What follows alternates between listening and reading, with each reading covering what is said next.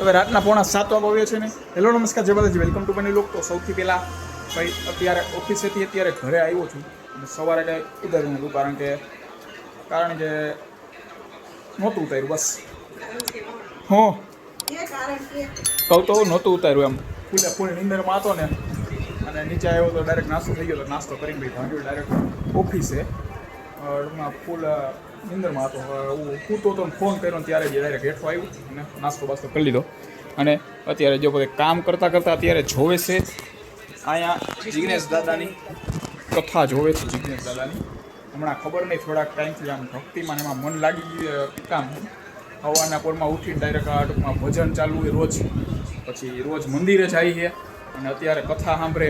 બાકી પહેલાં એ જોતા કેવું ઓલા ટૂંકમાં શું ન કહેવાય પહેલાં ઓલું રીલ્સું જોઈએ રાખતા, આવ્યા હોય ત્યારે રોયે રાખતા. ભાઈ પેલું કંઈક હોય ને અલગ અલગ રીલ્સું ને બધું ઇમોશનલ આવી જતી હોય એવું જોઈને રોયે રાખતા. અત્યારે હવે કાંઈ કથા તો ભાઈ ચાલો એ તો જોઈ રાખશે.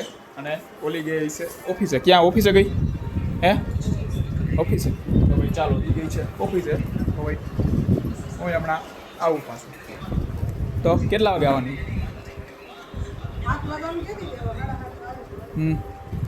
તો ભાઈ ચાલો એ તો ગઈ છે ઓફિસે. તો ભાઈ હું પણ આવું હમણાં. હું આવી ગયો છું ઓફિસેથી ઘરે. રાતના 8:30 વાગી ગયા છે ને ફાઇનલી ભાઈ અત્યારે રાતની રસોઈ થવા માંડી છે. અત્યારે શું બનાવવાનું છું બેટા? એ બસ ભાખરી નાઈ રે. તો ભાઈ ચાલો દહીં ને ભાખરી બનાવવાની. આ હું મૂક્યું આમાં હવે ડબરો હોય. મેં કીધું આવી રીતના હું ગેસ ઉપર મૂક્યું. તો ભાઈ ચાલો દહીં અને ભાખરી, બીજું કંઈ હે નહીં. કંઈક આમ બનાવું ને ભાવે એવું. કોને એવું છે? ઓકે ભાઈ દાદા પૂરતું છે દહીં અને ભાખરી. અમે જઈએ હમણાં પાણીપુરી ખાવા. કે બીજું કંઈ ખાવું? પાણીપુરી ઢોસો નથી ખાવો. આપો એટલે જ કહું ઢોસો નથી ખાવો. બીજું કંઈ પંજાબી શાક ને હે એવું કંઈક ખાઈ આવી અમે. એવું તમને ચખાડું, મજા આવશે. શેનું ઇન્ટરવ્યૂ હે? એવું કંઈક ખાઈ આવી એમ કહું. માઇક હે, ધીસ ઇઝ ધ માઇક. આલ્યો લઈ આવ્યો નથી, આપ્યું ડોડો લઈ ગઈ.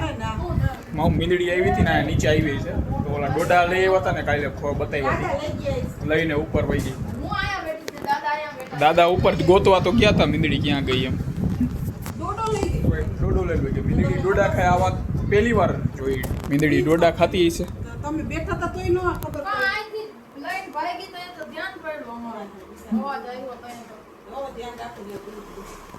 હા ઓકે ભાઈ આવું કે ભાઈ તો હજી ઘણા થઈ જાય એટલે દાદા જમી લે એટલે ભાઈ અમે જાય. ક્યાં જાય નક્કી નહીં. રાતના 9:30 વાગી ગયા છે ને ફાઇનલી ભાઈ મારું જમવાનું નક્કી નથી હજી હું જમીશ.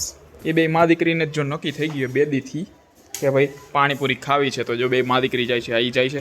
ઓલી જો ગાડી કાઢીને આમ તૈયાર થઈ ગઈ. તો ભાઈ ચાલો એ પાણીપુરી ખાઈ આવે, હું બીજું કંઈક ખાઈ આવું. મારા પપ્પા હાટું લઈ આવશે એ પાર્સલ કે બીજું કાંઈ લઈ આવું. હું જો હવે હું ખાવું મળે ને ખબર નથી. બહાર જઈ મજા આવશે એ કંઈક નાસ્તો બાસ્તો કરી લઈ. તો ભાઈ ચાલો આ સાથે આજનું લોગ અહીંયા પૂરું કર્યું છે. લોગને લાઈક કરી નાખજો અને ચેનલને સબસ્ક્રાઈબ કરતા જાઓ.